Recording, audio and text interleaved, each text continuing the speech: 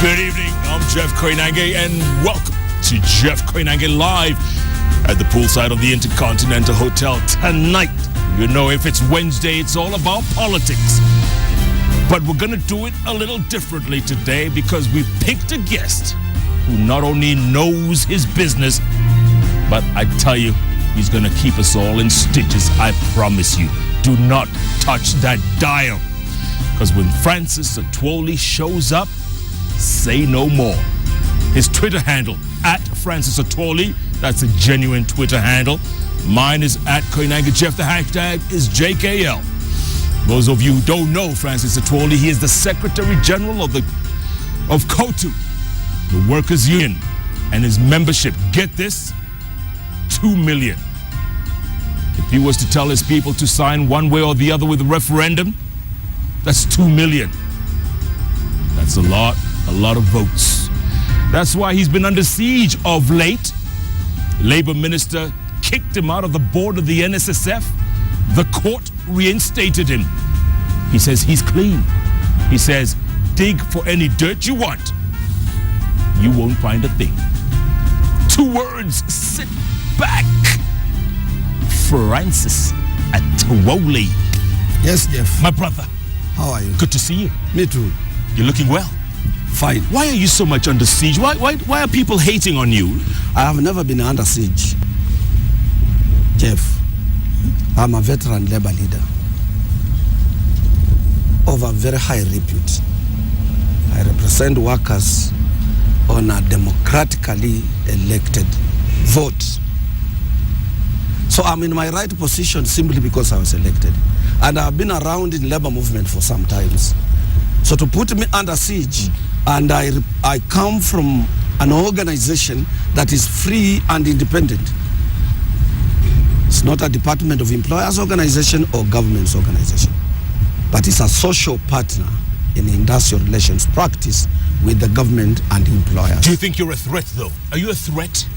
Because, you know, I'm not a threat because politics is not on my line. I don't want to become a member of parliament, an MCA, a senator, a president, or a deputy president. Why not? Because I have a larger constituency. For example, I speak for Africa. I speak for the larger East African Trade Union Confederation, 14 East African countries from Madagascar to Eritrea. I am the spokesperson of the East African Trade Union Confederation with an office in Arusha, and the larger one without an office in Khartoum, Sudan, and the OATU that I lead as a president with an office in Accra, Ghana. So you wouldn't accept any elected role here? No, what for? We have so many people, we have so many promising Kenyans, and more so nowadays we have a young breed of parliamentarians, Kenyan politicians, youthful, who require our support and advice at all the time. So I don't need to go there. So what's the Labour minister's beef with you, SG? What is it? I think if proper vetting was done, then he would have not been the Labour minister in Kenya government. Because the Minister of Labour is second to the Foreign Affairs Ministry on international relations. It is anchored to the International Labour Organization, which is more than an annual event in Geneva. And it sells Kenya. So before you think who will be the Minister of Labour, you must sit down, ask yourself as a head of state, or ask your advisors, who is suited to be the Minister for Labour? Who can be able, at the international level, attract both locally, both direct and indirect, direct and indirect investments in our country? Who can do that? The best person, the best placed person is the Minister of Labour. And you don't think this is the one? Never, I don't think so. Huh? Never. Huh? Never. Huh? Never. Because you see, he's supposed to protect us. He's supposed to protect workers. He's supposed to protect employers. And he's fighting employers and workers, scaring away the investors. Because any investor would like to go in a country where the industrial relations mechanism or machinery is stable, and where a minister can become can provide an enabling environment in case of any dispute arising between workers and employers.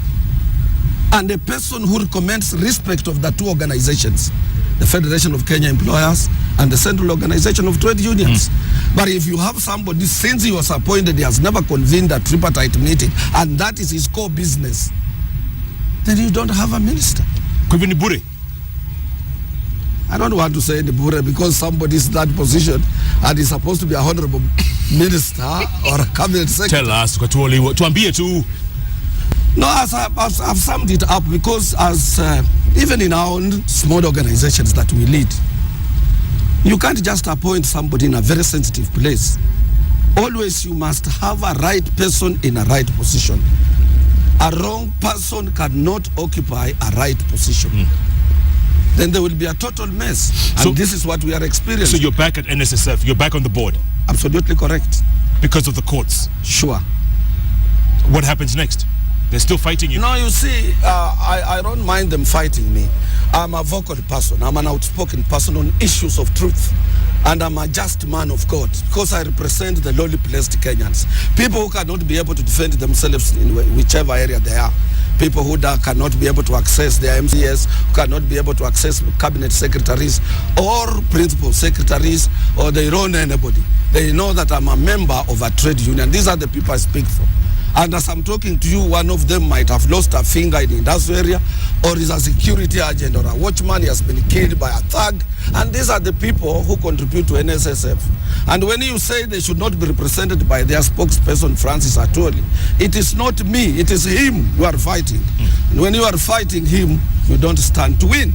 And as I've told you, as a just man of God, if you fight me, I know, I speak, I can say anything under the sun, which I think is correct and something that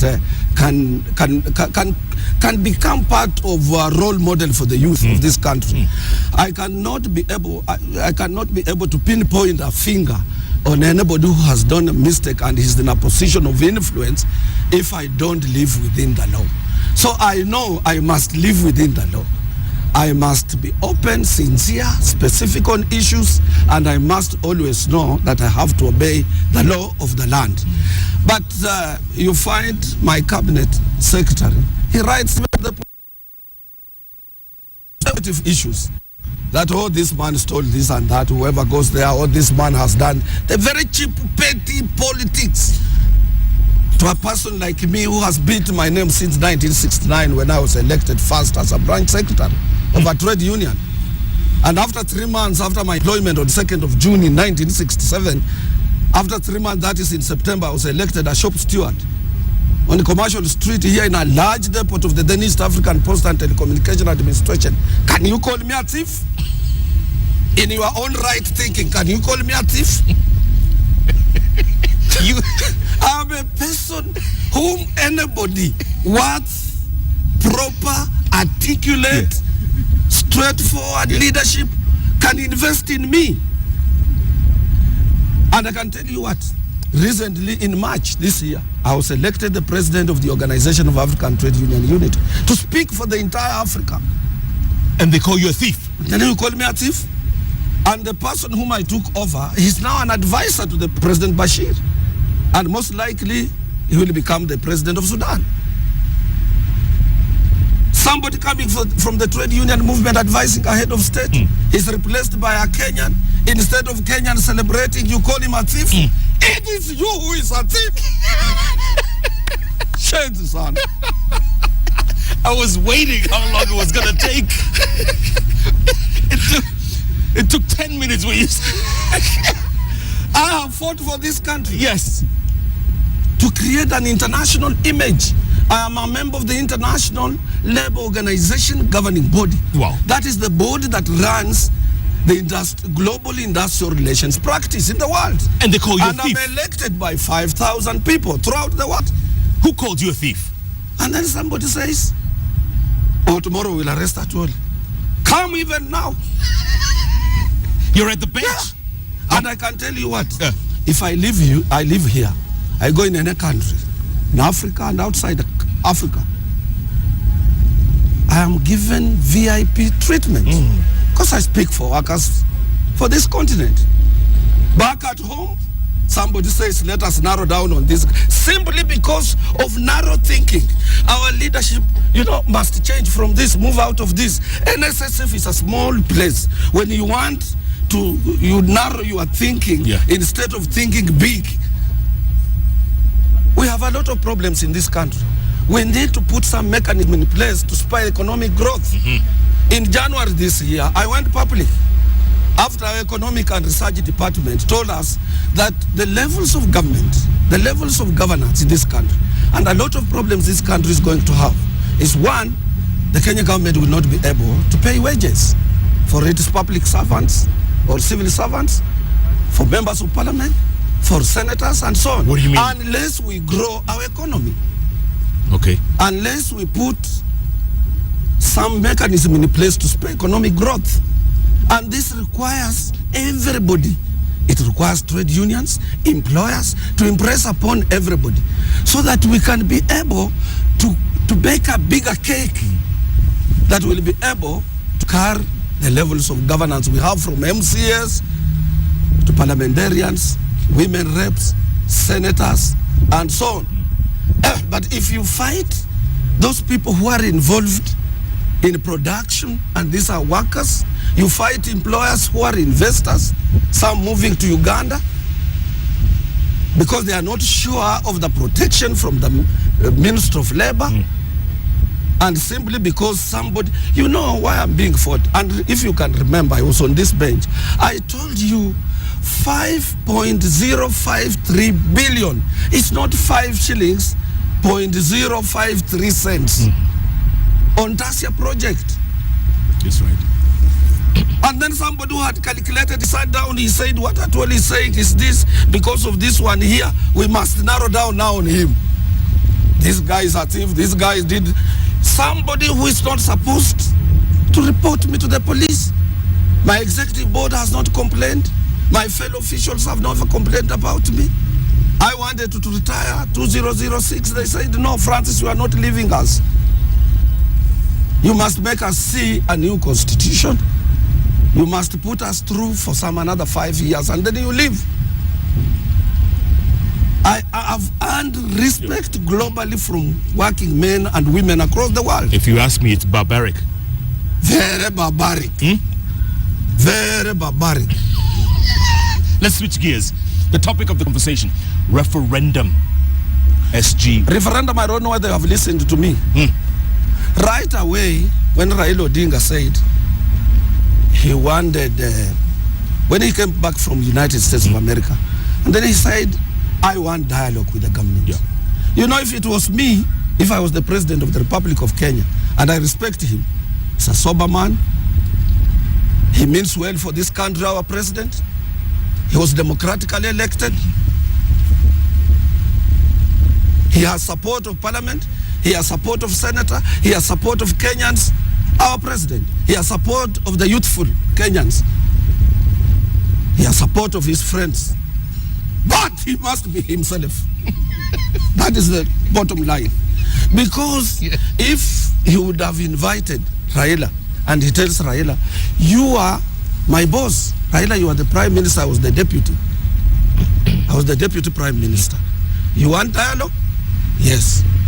In 1 week, assemble your people, you will be part of the panelists. I will be with you on the panel. Because you cannot accuse President Uhuru. He has not finished even 2 years in office. Correct. There is nobody who will accuse him. All questions that we as workers, maendeleo wanawake, churches, and everybody who will be there, non-governmental organizations in that dialogue forum, they will be asking. If they ask Uhuru, he will ask Raila, answer that, you are my boss. Answer that, you are my boss. You are the prime minister. Under that, I was not you are coordinating ministries. Under that, that story would have ended there. But when somebody tells you, forget about that dialogue, like me, let me tell you something. When most Kenyans were fighting for independence, I was born. I saw some of the things that I cannot say on this television here. In the 60s? You remember? Because I was born here in Nairobi. We wanted an African leader. We didn't want a tribe. We said we want independence And when Jomo Kenyatta gotten it, fought it, we said, Serikali ya Mwafrika, an African government. That is what we were fighting for. So I don't mind who is at State House as long as he's an African and a Kenyan. I don't mind. So if you say, if I was there and you say you want dialogue with me, I would say come like yesterday. And then you sit down here. Now, when you say you don't want to meet him, you are arming him. He becomes the most popular in this republic. Wherever he goes, people say, oh, Baba alikuwa wapi? Baba ndiye atatuokoa.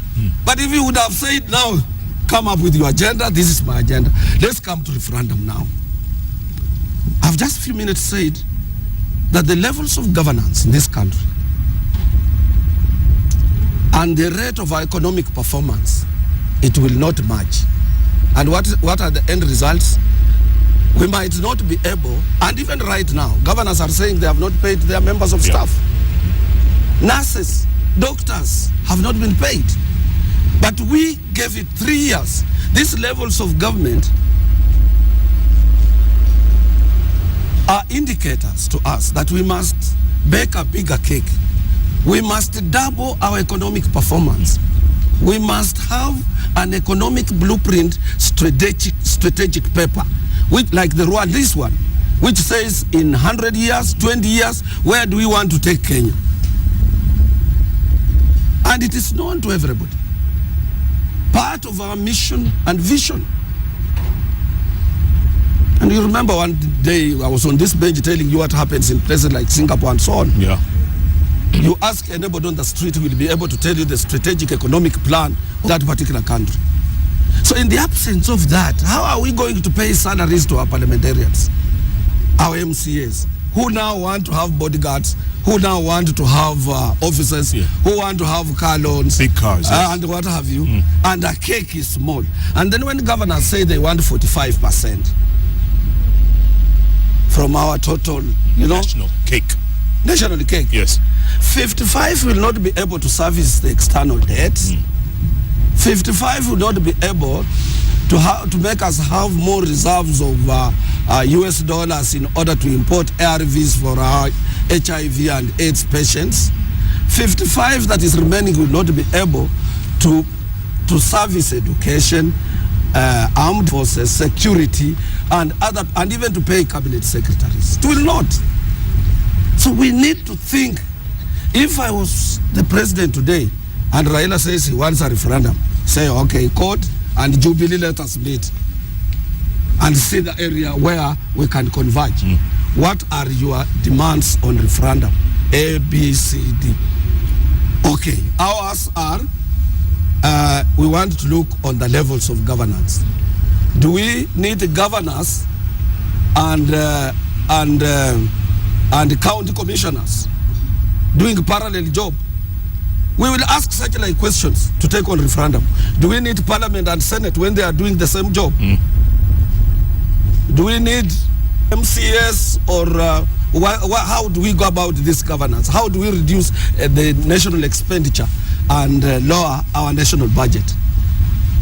Now, one of these things, you put yours. You don't want the IBC and so on, those people in charge of elections and so on. We want to look in the areas of governance. We want to look how we can reduce expenditure. This is a reality. This constitution, and I said it even before implementation.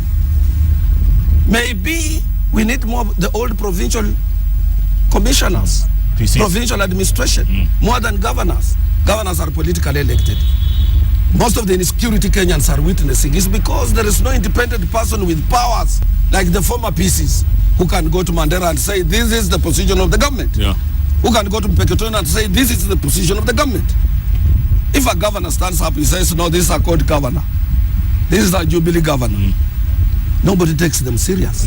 We need to look into those with a lot of sobriety, with soberness, without saying this is a code issue, this is a Jubilee issue. But so, what does the president need to do? You mentioned before? What is required to do, if I was him, I would say, you want a referendum? Yes. We have also our own problems. First and foremost, we opposed this constitution. Now, you people who supported, you want us to go back to referendum? Yes, let's look for money jointly, we go for referendum.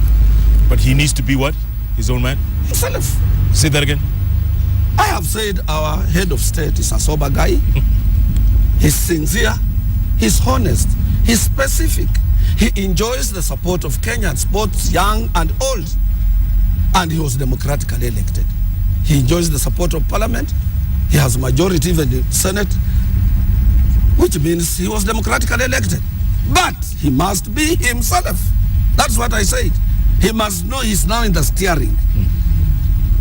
He cannot say, oh, if I did this, so and so will, or somebody will think of this, or somebody will leave me out. He's the president now. Nobody's going to get him out just like that. And history has taught us he will be there for about 10 years until when the constitution and the age is on his side. So he should not be fearful.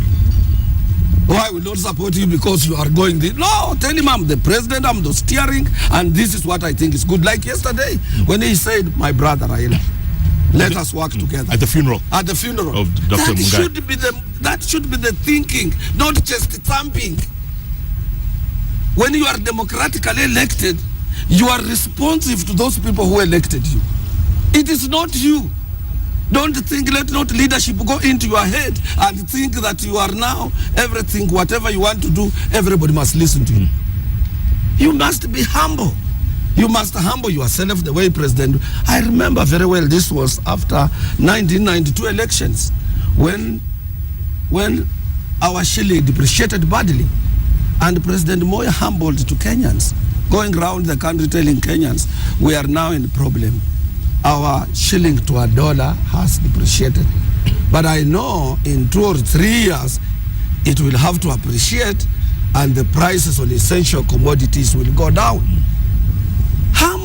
Humbleness, not just thumping. If you don't do this, we will do this. If you don't do, that is not leadership. The art of, and this is free advice from an elder whom Kibaki met, an elder of burning spear, a Moran of burning spear. You have an EBS? I'm EBS, MBS. I'm an elder, and I'm giving this advice free of charge. Don't pay me. I want to take a break, come back, talk a bit about Dr. Mungai, who you knew, eh? I knew him very well. Dr. Choke Mungai. Oh, absolutely correct. Great man. Very great man. And I will tell you what was his foreign policy. You heard that from the SG himself, the Secretary General of the Central Organization of Trade Unions, COTU, Francis Atwoli. His Twitter handle is @FrancisAtwoli. Mine is @Koinange Jeff. Don't forget the hashtag JKL. I'm telling you, we're literally just warming up.